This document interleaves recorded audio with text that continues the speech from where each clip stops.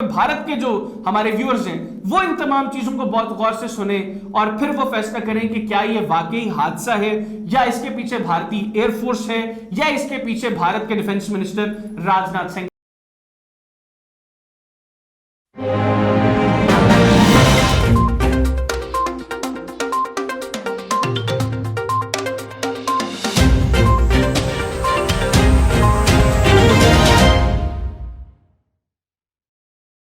बिस्मिल्लाहिर्रहमानिर्रहीम, अस्सलाम वालेकुम व्यूअर्स, आप देख रहे हैं ग्लोबल टाइम्स पाकिस्तान में हूं हैदर हयात खान।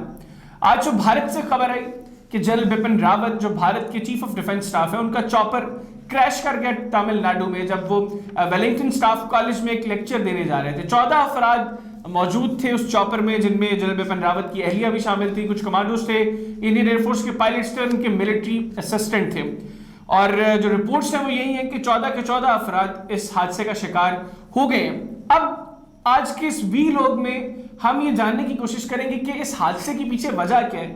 किसने ये हादसा करवाया, क्या ये हादसा की सोची समझी स्कीम के तहत हुआ और क्या भारतीय एयरफोर्स ने ये हादसा करवाया जिसके नतीजे में जनरल बिपिन रावत वो शिकार हुए उस हादसे का, या इस हादसे के पीछे भारत की कुछ सियासी कुव्वतें हैं। इसको आगे चल के डिस्कस करेंगे। थोड़ा सा पहले जनरल बिपिन रावत के हवाले से आपको बताते चले, 16 मार्च 1958 को भारत में पैदा हुए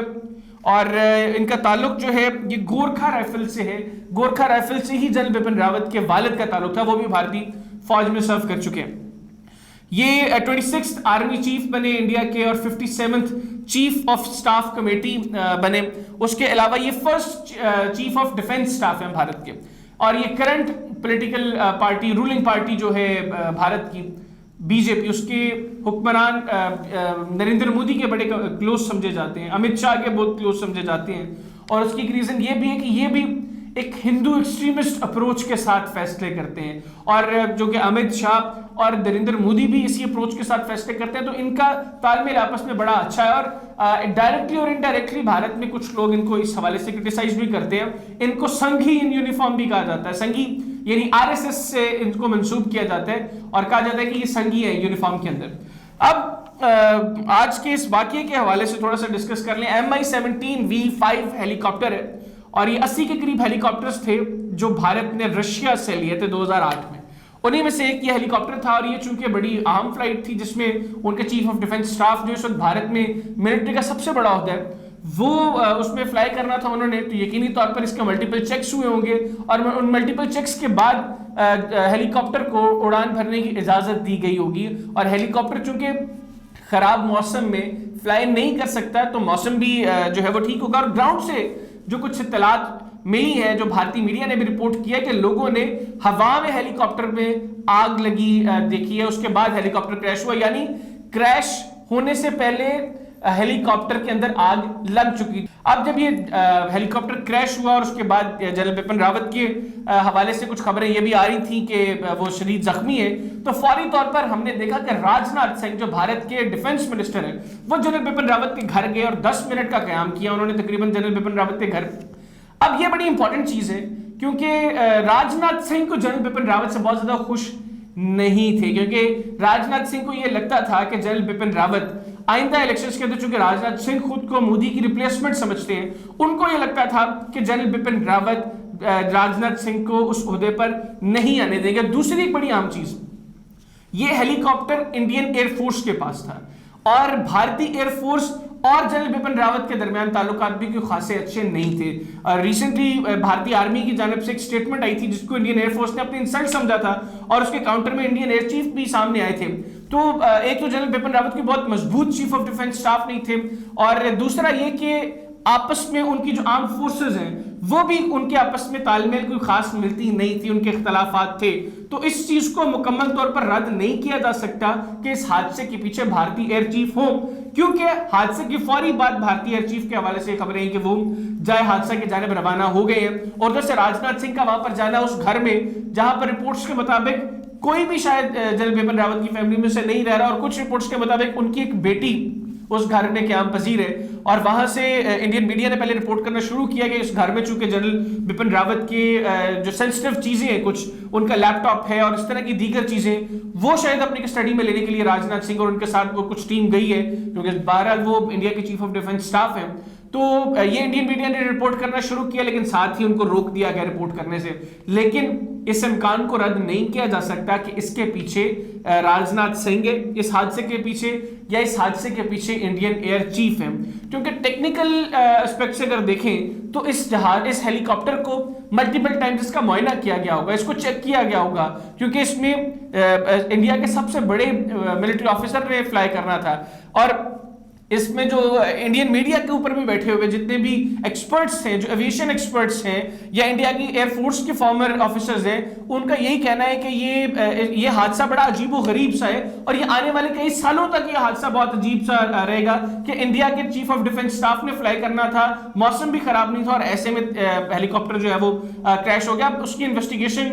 जो है वो उसके लिए कमेटी गालिबन कोई बना दी गई है जो अब इन्वेस्टिगेट करेगी। उसकी क्या रिपोर्ट सामने आती है वो तो वक्त ही बताएगा, लेकिन अभी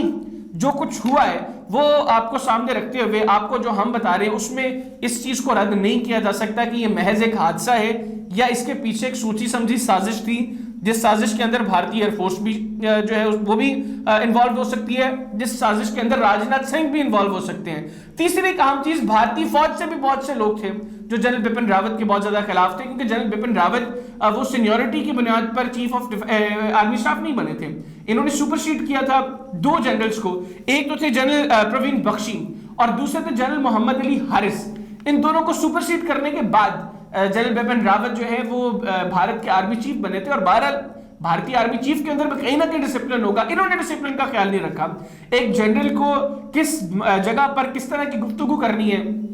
कहां पर उसको नहीं बोलना या कौन सी बातें नहीं बोलनी, इन्होंने किसी चीज का ख्याल नहीं रखा और ये ओपनली अपनी पॉलिटिकल थॉट्स को वो लोगों के सामने लेकर आते थे जिससे लोगों को पता चलता था कि बेसिकली इनकी जो अपॉइंटमेंट है इसके पीछे पॉलिटिकल रीजनिंग है। और ये भी इन्होंने भी फिर मोदी के लिए वह सब कुछ किया जो शायद कोई और ना कर सकता था। इन्होंने कश्मीर के अंदर हालात खराब किए, फिर जो झूठी सर्जिकल स्ट्राइक्स की, झूठे ऑपरेशंस किए, उनकी रिपोर्ट्स जो है वो मोदी को दी जिसका प्रूफ कोई नहीं दे सके। वो महज कुछ कहानियां थी जो घड़ के ये मोदी को सुनाते रहे और मोदी फिर उनकी बेस के ऊपर जो हालिया इलेक्शंस थे भारत के वो भी जीता। फिर मोदी ने इनको इनाम दिया कि इनको चीफ ऑफ डिफेंस स्टाफ बना दिया, क्योंकि ये भी ओहदा छोड़ने को तैयार नहीं थे, तो इनको एक और इनको तरक्की दे दी और भारत ने पहली दफा चीफ ऑफ डिफेंस स्टाफ का ओहदा इनके लिए जो है वो बनाया गया। एक और चीज इनके बारे में बताता चलो, उन्होंने रिसेंटली एक कंटेम्प्ट ऑफ कोर्ट भी की थी जिसको भारतीय मीडिया छुपाता रहा। हमने अपने प्रोग्राम के अंदर उसको डिस्कस भी किया और लेकिन उसके ऊपर जनरल राज कादियान जो फॉर्मर वाइस चीफ है इंडियन आर्मी के, उन्होंने भी कोई मिली जुली इस तरह की क्लियर बात नहीं की। अच्छा, कंटेम्प्ट क्या की थी इन्होंने कहा कि लिंचिंग जो है वो अगर कश्मीर में हो रही है तो वो गलत नहीं है। और उसके ऊपर फिर इंडिया के कुछ लॉयर्स जो हैं उन्होंने ये कमेंट किया कि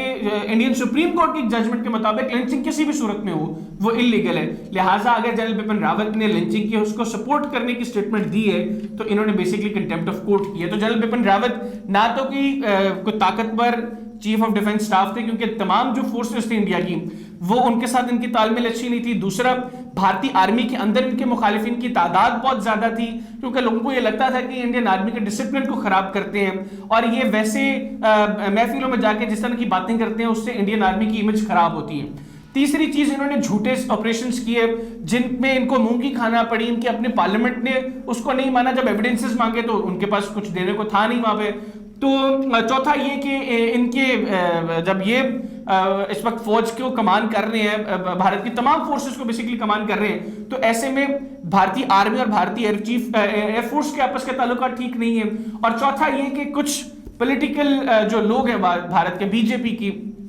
वो ये समझते हैं कि ये उनके सियासी सफर में रुकावट बन सकते हैं। लिहाजा ये तमाम चीजों को जहन में रख के आप खुद फैसला करें, खासतौर पे भारत के जो हमारे व्यूअर्स हैं वो इन तमाम चीजों को बहुत गौर से सुने और फिर वो फैसला करें कि क्या ये वाकई हादसा है या इसके पीछे भारतीय एयरफोर्स है या इसके पीछे भारत के डिफेंस मिनिस्टर राजनाथ सिंह। आज की वीडियो से इतनी, अगली वीडियो तक हैदर हैयात खान को इजाजत दीजिए। अल्लाह हाफिज, पाकिस्तान जिंदाबाद।